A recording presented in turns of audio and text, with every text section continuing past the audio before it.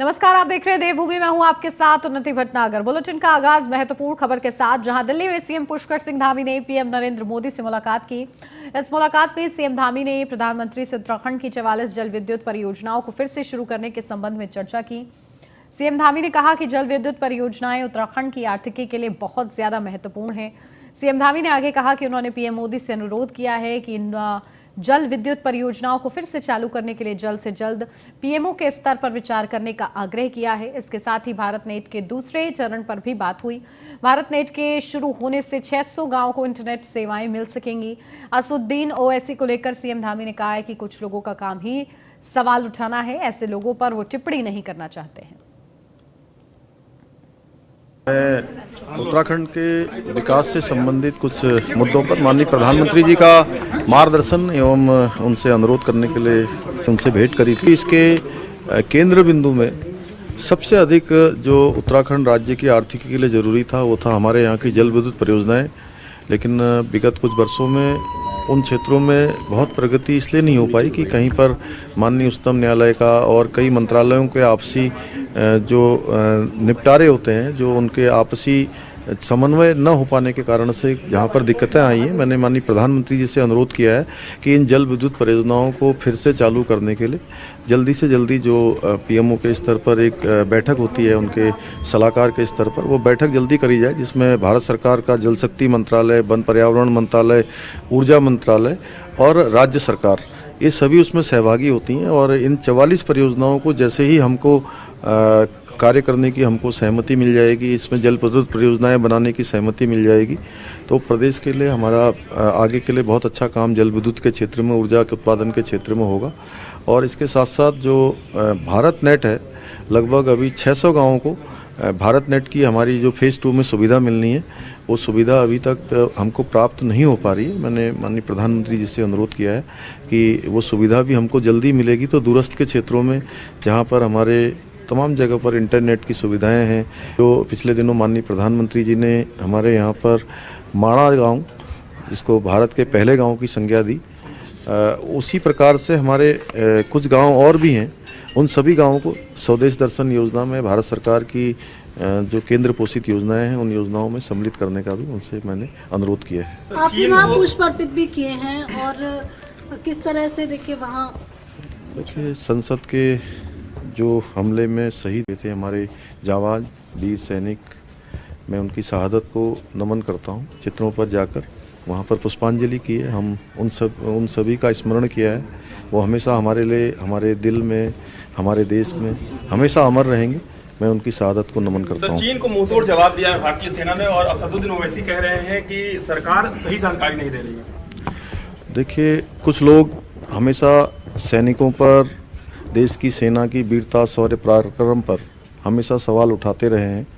इन लोगों के लिए देश से ज़्यादा अपनी राजनीति है, इसलिए ऐसे लोगों पर मैं बहुत टिप्पणी नहीं करना। उत्तराखंड बीजेपी प्रभारी दुष्यंत गौतम की अध्यक्षता में दिल्ली में उत्तराखंड के सभी सांसदों की महत्वपूर्ण बैठक हुई। पूर्व मुख्यमंत्री रमेश पोखरियाल निशंक के घर पर हुई इस बैठक में सीएम पुष्कर सिंह धामी, बीजेपी प्रदेश अध्यक्ष महेंद्र भट्ट, राज्यसभा सांसद अनिल बलूनी, नरेश बंसल सहित सभी सांसद मौजूद रहे। बैठक में G20 के 2 आयोजनों की राज्य को जिम्मेदारी मिली है। आगामी लोकसभा चुनाव समेत अन्य विषयों पर मंथन हुआ। इसके साथ ही बैठक में आगे की कार्य समिति और अन्य विषयों पर विस्तार से चर्चा हुई। बता दें कि पूरे विश्व में धर्म व अंतर्राष्ट्रीय योग नगरी के रूप में अपनी पहचान बना चुका ऋषिकेश अब G20 देशों की मेजबानी के साथ एक बार फिर विश्व के नक्शे में चमकेगा। जी हां, ग्रुप ऑफ 20 देशों के 2 आयोजनों की मेजबानी उत्तराखंड को मिली है और 1 दिसंबर से भारत को G20 की अध्यक्षता सौंपी गई है। इसके अंतर्गत 18वां शिखर सम्मेलन 2023 में भारत में होगा और इस सम्मेलन में देश भर के 56 स्थानों पर आयोजन होंगे। बीजेपी के प्रदेश अध्यक्ष महेंद्र भट्ट के मुताबिक हमारे लिए गर्व की बात है कि देश में जिन 56 जगहों पर G20 के कार्यक्रम होने हैं, उनमें से 2 कार्यक्रम उत्तराखंड की योग नगरी ऋषिकेश में होंगे।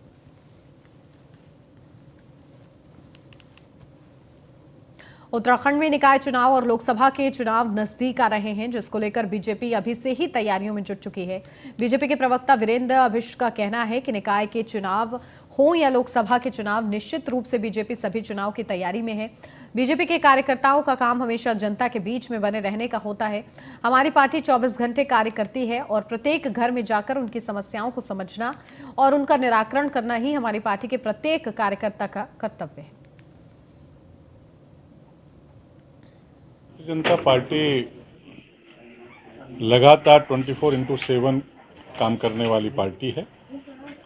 हमारे कार्यकर्ता नेता लगातार संपर्क, संवाद और प्रवास पर रहते हैं। पार्टी में जो भविष्य में आने वाले जो कार्यक्रम हैं, उन कार्यक्रमों को सुचारू रूप से करना, बूथ स्तर पर, शक्ति केंद्र स्तर पर संपर्क और प्रवास करना, ये अपनी कार्य प्रवृत्ति रही है और सभी लोग मिलकर आगे बढ़ते हैं, आगे काम करते हैं। सामूहिक नेतृत्व हमारे यहाँ प्रमुखता से दिखाई देता है और ये समय समय पर होने वाली बैठकें हैं।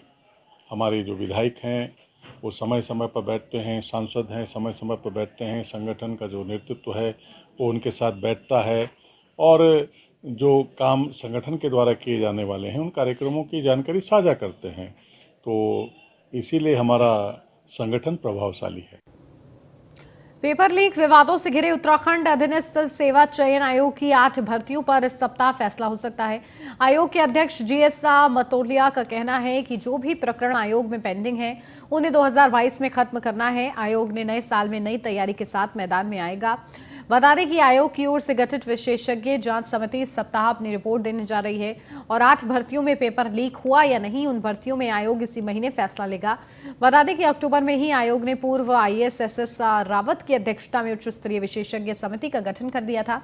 समिति को अपनी रिपोर्ट देने के लिए दिसंबर के दूसरे सप्ताह तक का समय दिया गया था।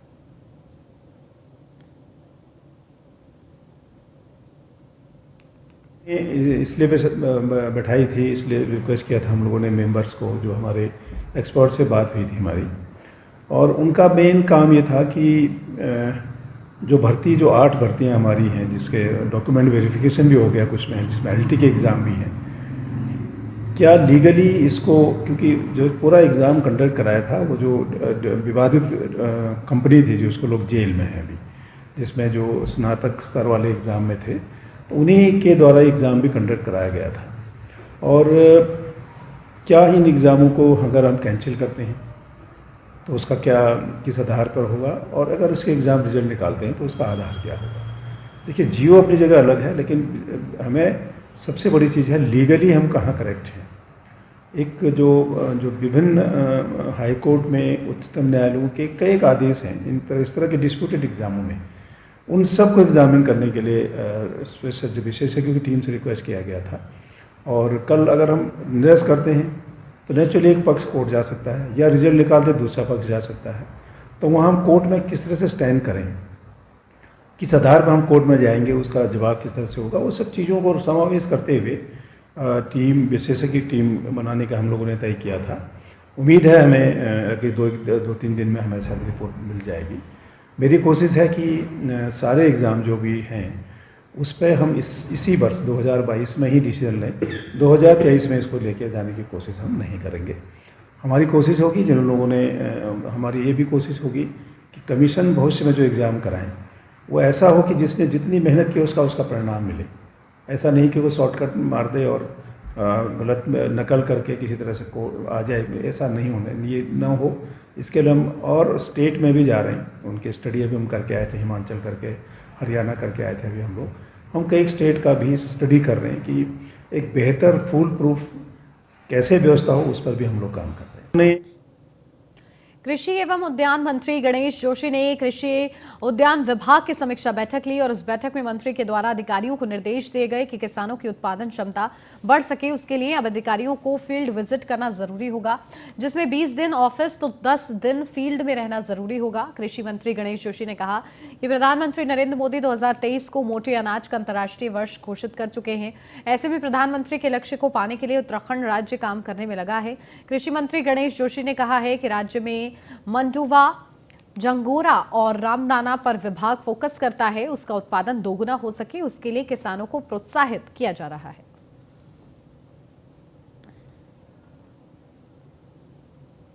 जनवरी में जो क्रॉप्स हम लगाएं वो क्रॉप्स इस प्रकार की हों, हाइब्रिड की हों, ताकि 2025 में जो क्रॉप्स अपना परिणाम दें तो हमारा प्रोडक्शन दुगना हो।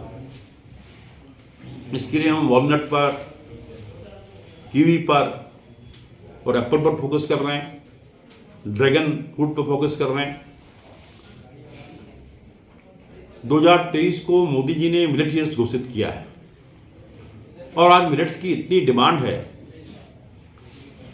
एक तो हमारी सरकार ने निर्णय लिया है कि जो राशन की दुकान में हम गरीबों को राशन देते हैं उसमें एक निलंबित आईएफएस किशन चंद की तलाश में विजिलेंस की मेरठ में दबिश, मलियाना, आस्था अस्पताल और श्याम अपार्टमेंट में की गई छापेमारी, जहां भ्रष्टाचार के आरोप में फंसे किशन चंद को विजिलेंस की टीम तलाश रही है। विजिलेंस टीम ने किशन चंद के भाई जितेंद्र से पूछताछ भी की है।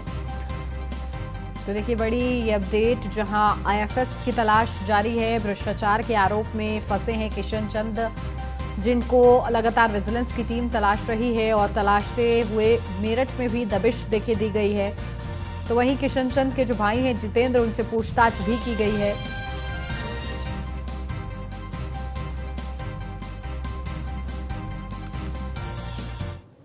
चर्चित अंकिता भंडारी हत्याकांड के आरोपित अंकित ने नार्को टेस्ट के लिए कोर्ट से 10 दिन का समय मांगा है। हत्याकांड के मामले में शामिल 2 सह आरोपियों ने पहले ही नार्को टेस्ट के लिए मंजूरी दे दी है।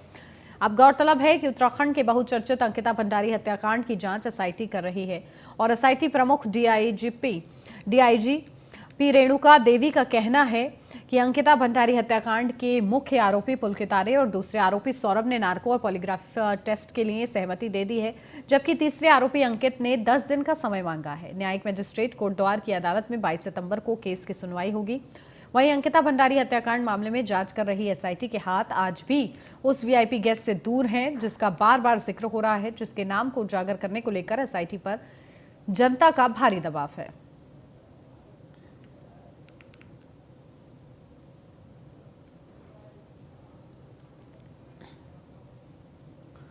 देहरादून शहर की तमाम मुख्य सड़कों पर सुगम यातायात व्यवस्था के लिए नासूर बन चुके ई रिक्शा हादसे का सबब बन रहे हैं। यूं तो मुख्य सड़क पर इनका संचालन प्रतिबंधित है, लेकिन पुलिस व परिवहन विभाग की नाकाम कार्यप्रणाली इनके लिए वरदान बनी हुई है। संभागीय परिवहन अधिकारी शैलेश तिवारी का कहना है कि ई रिक्शा के काफी समय से विभाग को भी शिकायतें मिल रही हैं। आज जिस प्रकार इन्होंने सड़क पर अपना अधिकार रखा है, उस पर शीघ्र ही कार्रवाई की जाएगी। प्रॉब्लम्स भी आ रहे हैं और कई शिकायतें भी इनकी रहती हैं कि पब्लिक से मिसबिहेवियर की भी शिकायतें आती हैं, जैसे आपने बताया है। ओवर चार्जिंग का भी इशू रहा है और जहां कहीं गाड़ी को पार्क कर देना, किसी भी जगह किसी भी गली में घुस जाना, इससे ट्रैफिक जाम भी कई जगह लग रहा है। तो इस मामले में हम लोग इसमें एक कार्य योजना बनाकर कार्रवाई करेंगे। ई रिक्शा की जो नैनीताल जिले के लिए नासूर बन चुके बलिया नाले के लिए नए साल के साथ ही नई सुबह आने की उम्मीद जगी है। करीब 150 साल से दरक रहे बलिया नाले के ट्रीटमेंट के लिए शासन की ओर से 192 करोड़ रुपए की घोषणा की गई है। मुख्य सचिव ने इसका पूर्ण उपचार 2 साल के भीतर पूरा करने के निर्देश दिए हैं। वनारे लगातार खिसक रही इस पहाड़ी के ट्रीटमेंट पर अब तक करोड़ों रुपए खर्च हो चुके हैं, लेकिन कोई सकारात्मक परिणाम नहीं निकला है। बलिया नाला क्षेत्र में भूस्खलन का इतिहास लगभग 155 साल पुराना है। बीते वर्षों में ये बहुत ज्यादा बढ़ गया है। नैनीताल शहर सहित नैनी झील के लिए यह एक बड़ा खतरा बन चुका है। नैनीताल की जड़ पर स्थित इसी पहाड़ी की तलहटी से होकर नैनी झील का अतिरिक्त पानी ज्योली कोट की ओर जाता है।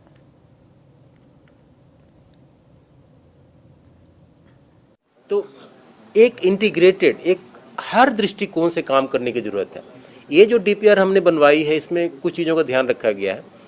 सिविल इंटरवेंशन, सिविल स्ट्रक्चर भी हमारा रहेगा, हमारा नेलिंग भी रहेगा, जिसमें कि अंदर तक रॉक जहाँ तक मिलेगा वहाँ तक हम नेल डाल के पूरे सॉइल सिस्टम को, पूरी मिट्टी को हम उस रॉक से बाइंड करेंगे। बहुत सारे नेल रहेंगे। कुछ हम पाइलिंग लेके जा रहे हैं, कुछ हमारा जो अंदर, क्योंकि मिट्टी जब आता है, स्लाइड होते हैं, तो कारण क्या है? जो पानी के कारण जो लोड बढ़ता है, अगर अंदर कहीं पानी, कहीं रिसाव है, लोड बढ़ता है तो पूरा मिट्टी का नीचे आ जाता है। देहरादून की जिलाधिकारी सोनिका का कहना है कि सर्दी के मौसम को देखते हुए राजधानी देहरादून के मेन चौराहे जैसे आईएसबीटी रेलवे स्टेशन, एयरपोर्ट जैसी जगह पर अलाव का प्रबंधन किया जा रहा है। इसके साथ ही रैन बसेरों में भी व्यवस्थाएं दुरुस्त कर दी गई हैं ताकि बाहर से आने वाले लोग रैन बसेरों में रहकर सर्दी से बच सके।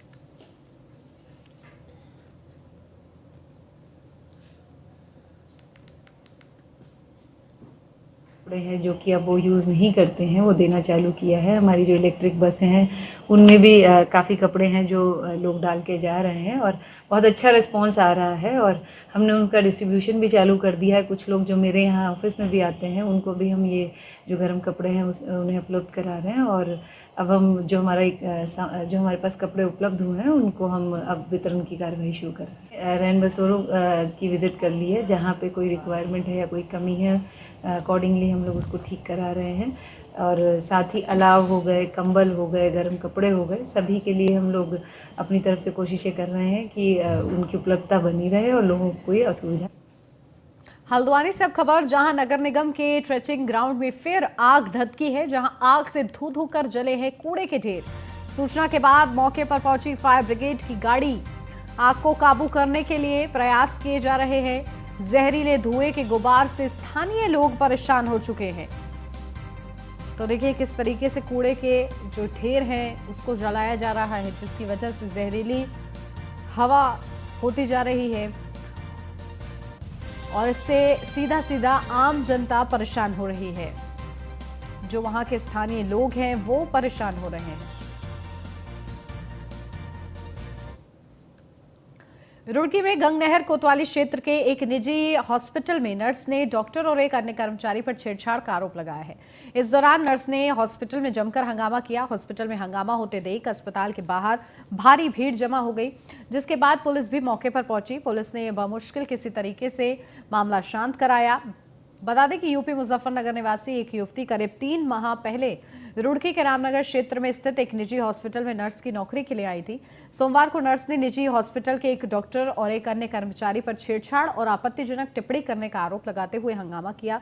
नर्स का आरोप है कि डॉक्टर आए दिन उसे परेशान करता है। युवती ने आरोप लगाया कि एक दिन कार में अस्पताल छोड़ने के बहाने से उसके साथ छेड़छाड़ की गई। इसके अलावा आए दिन उस पर आपत्तिजनक टिप्पणी की जाती है। वहीं नर्स ने अस्पताल के एक अन्य कर्मचारी पर छेड़छाड़ और आपत्तिजनक टिप्पणी करने के आरोप लगाए हैं। वहीं गंगनहर कोतवाली पुलिस का ये कहना है कि मामले की छानबीन की जा रही है। छानबीन के बाद आगे की कार्रवाई की जाएगी। तो अभी 2-4 दिन पहले ही वो आए, मैं हॉस्पिटल जा रही थी और इसी वजह से मैंने अपनी नाइट शिफ्ट कराई थी। वो डे में रहते थे तो मुझे अजीब अजीब तरीके से परेशान करते थे, कभी उन अपने कैबिन में बुलाना, कभी अजीब अजीब से सवाल। तो फिर मैंने इनसे क्या है कि अपनी नाइट शिफ्ट करा ली थी। मैं नाइट में जॉब करने लगी थी फिर। तो अभी कुछ टाइम 2-3 दिन पहले वो आए, वो कहने लगे कि कहाँ जा रहे हो? मैंने कहा हॉस्पिटल जा रही हूँ। कहने लगे कि चलो मैं भी वहीं पर जा रहा हूँ, मैं छोड़ दूंगा तुम्हें। तो कार में बिठा के उन्होंने मेरे साथ बहुत बदतमीजी की, बहुत ज़्यादा बदतमीजी की। तो अभी कुमाऊं कमिश्नर दीपक रावत ने मंगलवार को कोटाबाग क्षेत्र में औद्योगिक कार्यों का निरीक्षण करते हुए नौदा गांव में एक्वापोनिक्स तकनीक से की जाने वाली खेती का निरीक्षण भी किया। दीपक रावत ने प्लांट के स्वामी अनुभव दास से तकनीक के बारे में जानकारी लेते हुए यहां उगाई जाने वाली सलाद एवं सब्जियों के बारे में जानकारी ली।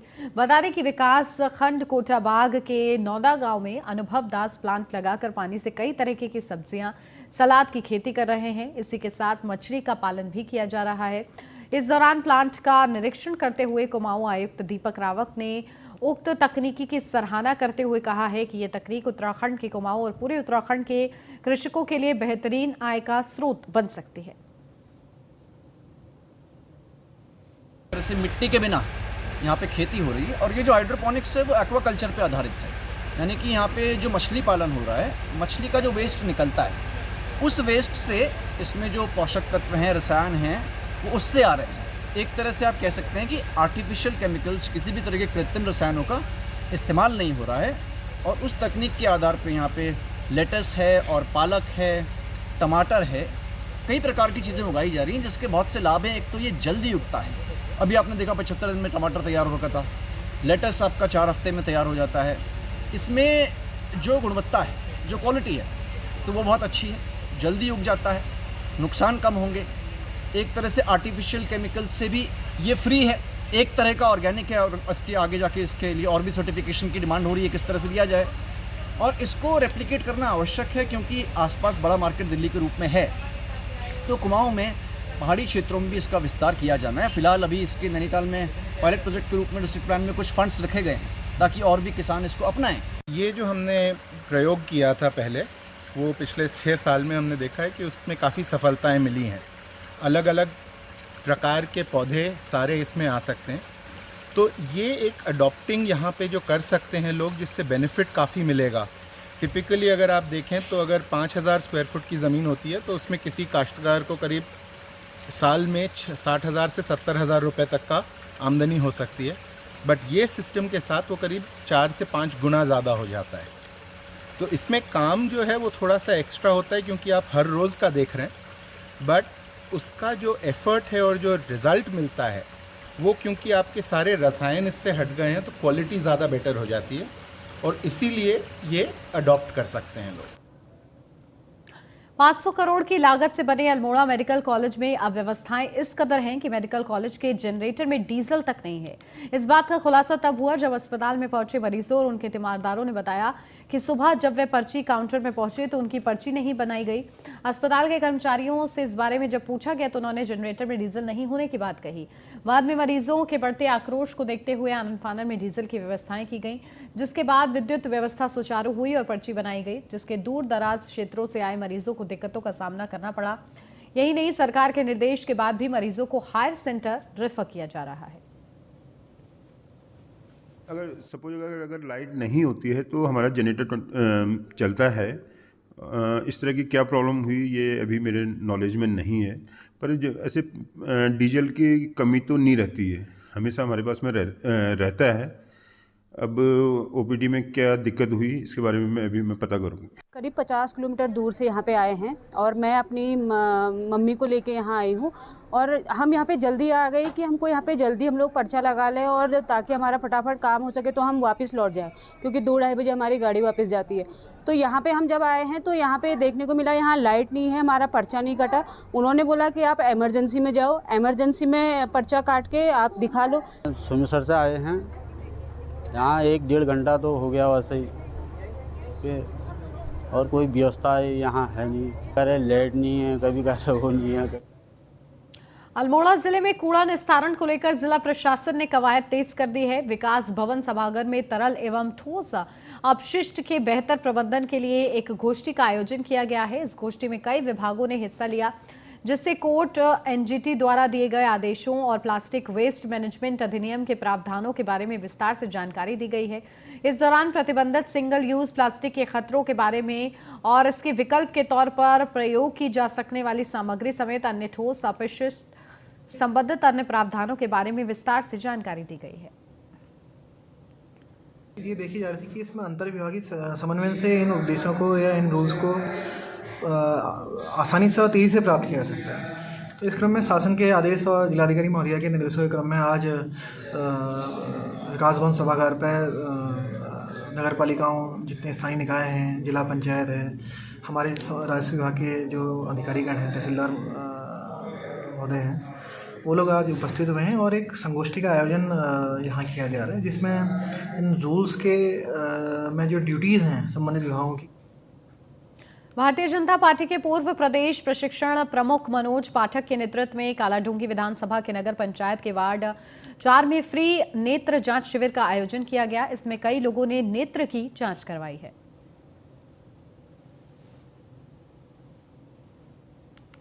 आज वार्ड नंबर 4 कालाढूंगी क्षेत्र में ये आँखों का नेत्र शिविर का आयोजन किया जा रहा है। बहुत लोग, जो गरीब लोग बहुत ज़्यादा आँखों की बीमारी से परेशान थे, उन सब के लिए जिस तरह से मेरे माता पिता ने संस्कार दिए लोकहित के लिए, उन सबको व्यवहार में लाते हुए वार्ड नंबर 4 में हमारी नसीम जहां जो यहाँ के मेंबर हैं और यहाँ के साकिर भाई जो समाज सेवी हैं, उन सब के माध्यम से इस सेवा के शिविर को, नेत्र शिविर को संपन्न कर जिला दिव्यांग पुनर्वास प्रबंधन समिति के कार्यों की समीक्षा को लेकर डीएम पौड़ी डॉक्टर आशीष चौहान की अध्यक्षता में बैठक हुई। समीक्षा के दौरान डीएम ने डीडीआरसी के नोडल अधिकारी को निर्देश दिए कि दिव्यांगजनों को केंद्र व राज्य सरकार की योजनाओं का लाभ दिलाना सुनिश्चित करें। समिति द्वारा प्रस्तुत प्रस्ताव की स्वीकृति को लेकर जिलाधिकारी ने कहा कि कार्यों में प्रगति लाने के उपरांत ही प्रस्तावों को प्रस्तुत करें। जो डीडीआरसी की बैठक थी उसमें उनके स्टाफ की कमी जो बताई गई थी, तो मेरी तरफ से निर्देशित किया गया कि नियमानुसार स्टाफ या वैकेंसीज़ को फिल किया जाए और साथ ही कोटद्वार और श्रीनगर में भी दिव्यांगों के लिए जो भी हमारे डीडीआरसी के सेंटर्स बनने हैं और फिजियोथेरेपी और चीज़ें स्टार्ट होनी उन्हें देखा जाना है। सिमिलरली आरबीएसके के साथ में बात करते हुए जो प्रोग्रेसिव डिसऑर्डर्स या डिसेबिलिटीज़ हैं उन्हें कैसे कंट्रोल किया जाना है। विजय दिवस को लेकर सैनिक कल्याण विभाग ने तैयारियां पूरी कर रही हैं। 16 दिसंबर को विजय दिवस के मौके पर देहरादून के गांधी पार्क में 1971 भारत पाक युद्ध के शहीदों को सम्मान अर्पित करने के लिए श्रद्धांजलि कार्यक्रम आयोजित किया जाएगा। साथ ही सैनिक और वीर नागरिकों को भी सम्मानित किया जाएगा। कार्यक्रम के मुख्य आकर्षण 1971 युद्ध के सैनिक और शहीदों की वीरांगनाएं होंगी, जिन्हें आमंत्रण दिया गया है और कार्यक्रम में सम्मानित किया जाएगा। देहरादून में जैसे प्रथा है, देहरादून में भी इस बार गांधी पार्क में इस इवेंट को मनाया जा रहा है। इस इवेंट के मुख्य अतिथि हमारे माननीय मुख्यमंत्री जी हैं। उसके साथ साथ बाकी जितने भी उत्तराखंड राज्य के मंत्रीगण हैं और विधायकगण हैं, उनको भी आमंत्रण भेजा गया है। इस कार्यक्रम का मुख्य आकर्षण होंगे हमारे 71 वॉर के जितने हीरोज़ हैं और वॉर विडोज़ हैं, उनको हमने आमंत्रण भेज दिया है। और इसी के साथ इस बुलेटिन में फिलहाल बस इतना ही। खबरों का सिलसिला आगे भी जारी है। आप बने रहिए न्यूज़ 1 इंडिया के साथ।